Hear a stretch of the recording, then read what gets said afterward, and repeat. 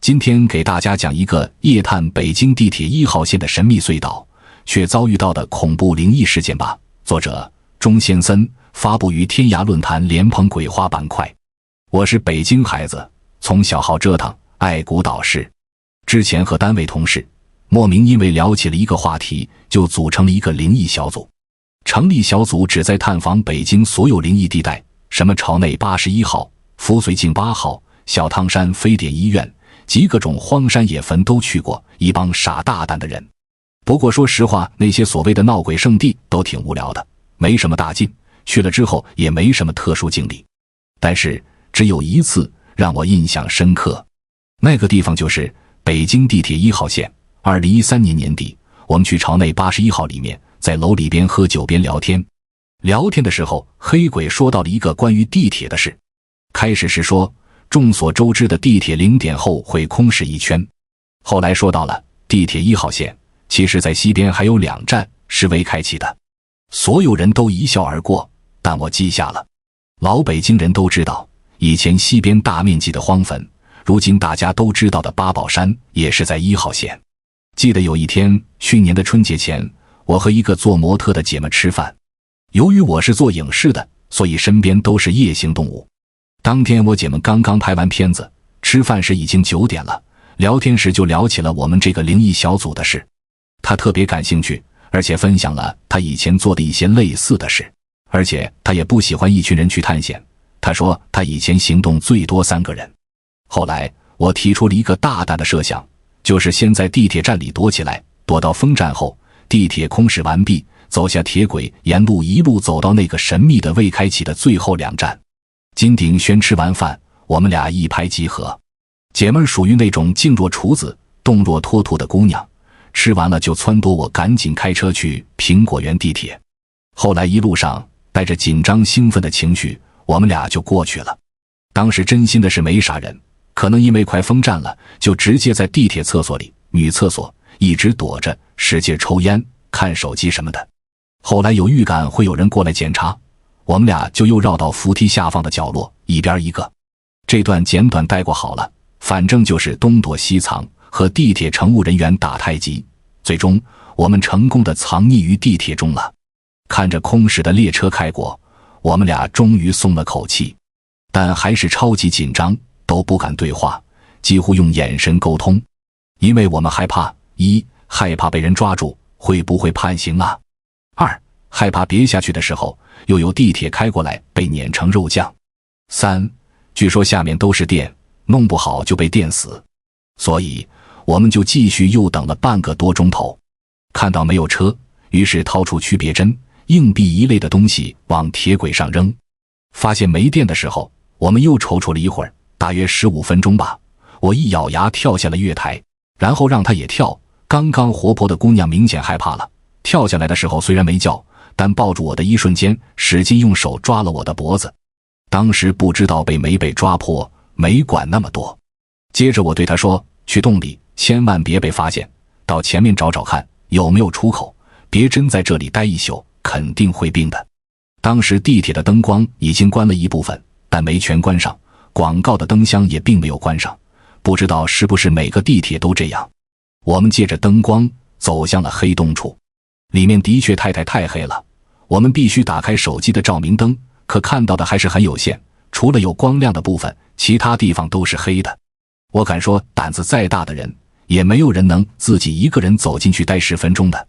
四周全黑，而且真的是潮湿味道和腥味很重，还有老鼠和其他动物的声音非常明显。当时的感觉就是什么朝内81，什么坟地全都弱爆了。姐们抓我的手也全湿了，手心里全是汗。我们彼此没有对话，我只能感觉一颗头扎在怀中，蹒跚前进，走路不敢太快。其实我主要还是怕被抓或是被电到，至于鬼，本人一直都不是特别害怕。就这么的走了10分钟，可能步伐比较慢，我们看到了停止的列车。停车的地方比月台宽敞一些，我们俩又爬了上来，沿着边继续走。果然不出所料，的确地下是相通的，我们可以清晰地看到后面还有很深的一段路，然后我们决定休息一下，抽根烟，稳定一下紧张的情绪和疯狂跳动的小心脏。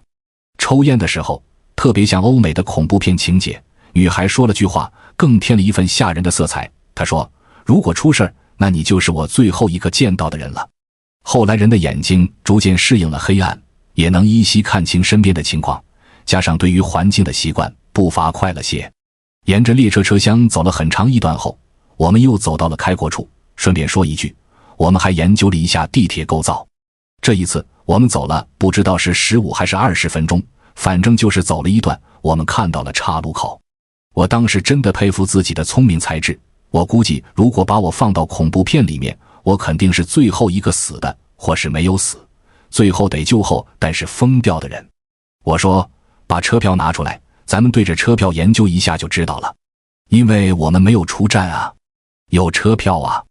我现在想想都觉得自己挺机灵的。后来我们研究了一番，姑娘的手表还是个很酷的军用表，带指南针的，我们就真和荒野求生里的贝哥哥一样，那么确定了最终的方向，走向我记得是左手边。我不是北京人吗？我小的时候对于那个站有印象，而且在北京孩子的记忆中，1号线是我们见过的第一个地铁。如果你去过苹果园地铁站，你就知道现在那个站是拐了个弯的，不是直来直去的。我们看了指南针，再对着票可以在上面研究一下，下面又有岔路，就有助于推断应该往哪边走，为碰运气增加筹码的一种手段。直觉和周围的环境告诉我，我真的走进了传说中的秘密地铁站。往前走了500多步吧，这时候手电筒里所照射到的地方比之前要残破很多，特别脏，灰尘极厚。因为是冬天感觉还好一点，但由于又有风，所以不得不把围巾捂住口鼻，灰尘太大了，踩在脚下的感觉就像是踩在一大块海绵上似的。这时候我身后的姐们终于忍不住了，和我说，要不我们走吧，想想办法出去吧，我有点不舒服。当时我也没办法呀，终于走到了梦寐以求的灵异之地，怎能轻易放过？所以只能安慰她说，咱们现在只能往前走，回去的话我们也只能待在站台里，肯定出不去，咱们往前找找，我觉得一定有出路，而且你看风那么大，肯定有通道啊。后来他表示了同意，就和我继续往前走。走了不知道有多久，四周突然安静了很多很多，真的是前所未有的安静，甚至于没有水声和动物的声音，也没有风了，一切瞬间戛然而止。这时候我开始和他说话，我们应该走到了传说中的地方了。其实那时候我特别想告诉他，这里面以前都是埋人的，成千上万的人啊。但我知道我这种时候要和他说了，他肯定能吓疯了，那我罪过太大了。忍着没说，心里还有一丝小激动。插一句，倩倩是信佛的，这时候她开始念经了。我现在知道那是8字真言，皈依或是信佛的人都知道我在说什么。但是我要说，以后碰到这种事的时候，最好 TMD 别念经。以前我也不懂，还让他教我跟着他念。现在普及一下，寺庙里其实是游魂野鬼最喜欢待着的地方，因为那里能听到佛号，鬼是喜欢听佛号的。你又不是活佛，也不是高僧，你念经度化不了他们，只能把他们都给招过来。结果就在我们努力的念经，还有各种阿弥陀佛、哄妈尼贝美哄之类的召唤之下，通道里喧哗了起来。这时候我承认我也是人，我也会怕。当我耳边出现了一声清晰的咳嗽声的时候，一个老人的咳嗽声，很弱但很近，我静止了。我不敢动，真的特么不敢动。这个部分可怕的是，后来我问倩倩听见没，她竟然说没有。过了好一会，倩倩拽我，我才动的。那时候她可能已经被吓哭很久了，说话声音特别委屈。然后这时候我真的也想走了，开始想办法壮胆。既然念经没用，据说骂脏话有用，但当时还不敢骂，所以我当时做了一个特别 SB 的举动，给哥们打电话壮胆。第一次打没信号，然后继续往前走。我偷偷看了一眼手机，又有信号了，于是松了一口气，掏出手机继续电话。还没拨出去，结果我打电话的那只耳朵被一股有力的凉气吹了一下，手机当时就扔了，手机掉到了那个地面底下。朋友们可以观察一下北京地铁，手机掉下去了几乎捡不起来的。所以就这样，我彻底与世隔绝了，而且那个姐们的手机的手电筒光照范围更小。我手机不是丢了吗？然后抠了半天抠不出来，这时候关键是姐们手机也快没电了。我俩发现这事儿的时候简直是憨了蛋了，那地方可真是他妈一点点光都没有啊！又走到中间了，进退两难啊！他已经哭了，然后我俩就商量，别打电话，尽量别对话，挎着对方继续向前快速行走。然后大约这次跑聊得有10几分钟吧，可还是没有看到头，真的累了。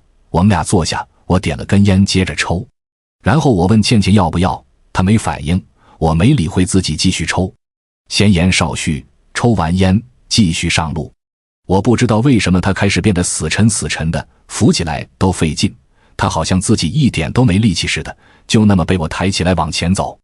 我当时估计是吓坏了，现在想想真是自己不该，为什么不早点问问她看到了什么，所以才哭了。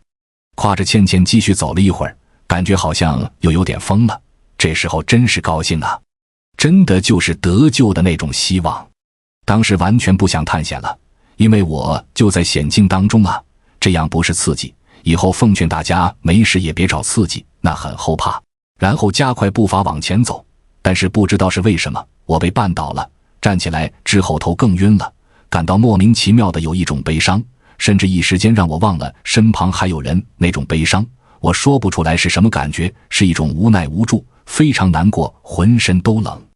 我不知道为什么我会有一瞬间这样的感受，过了一会儿有点回过神来了，我去拉倩倩继续走。就过了一小会儿，倩倩终于说话了，这句话我一辈子都忘不了，她仿佛是用气管挤出来的声音说了一句：你穿的是什么？说完我全身都被通电一样，下意识告诉我她他妈鬼上身了。女生本身阴气重容易招，何况她还那么瘦小。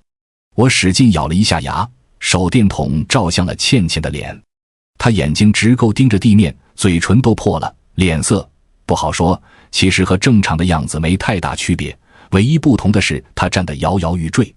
如果按正常人体工学来讲，那么站着她已经倒了，但是她就是没倒，感觉像是被人挎住了，或是那个就不是她。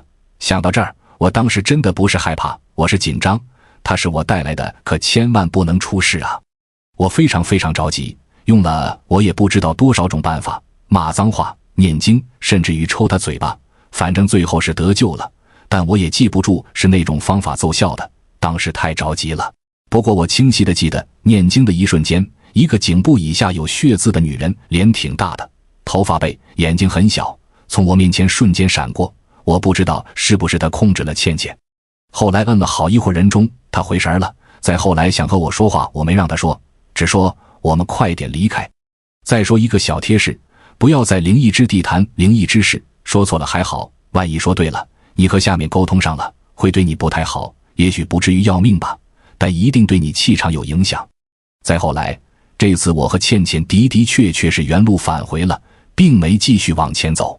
走到了我们下去的地方，我们爬了上去，她靠着我迷迷糊糊地睡了。我一直没睡，到第二天地铁开了，我们俩出去坐车吃早点。后续我简单说说那次的后续效应吧。当天结束后，倩倩在吃早点的时候给我讲了个非常悲戚的故事，大概是一个女人的视角讲述举家被灭门的事，而且她是2个孩子的母亲，并且还怀着一个前朝的事。她说她清晰地记得这一切。随后倩倩无数次做着与这个相关的梦，过了1个月左右，倩倩结缘皈依了，自此之后再与梦无缘。但在那期间，她与男友分手，工作一直断档，身体非常不好，我觉得很亏欠她。而且自打这个事以后，我也一直挺丧的，遇到了不少倒霉事，我也反思了为啥这些事儿会落到我脑袋上。也许我的这些无心言论真的得罪了某些朋友们，所以还是奉劝和我一样爱猎奇的朋友，有些东西还是真的谨慎对待。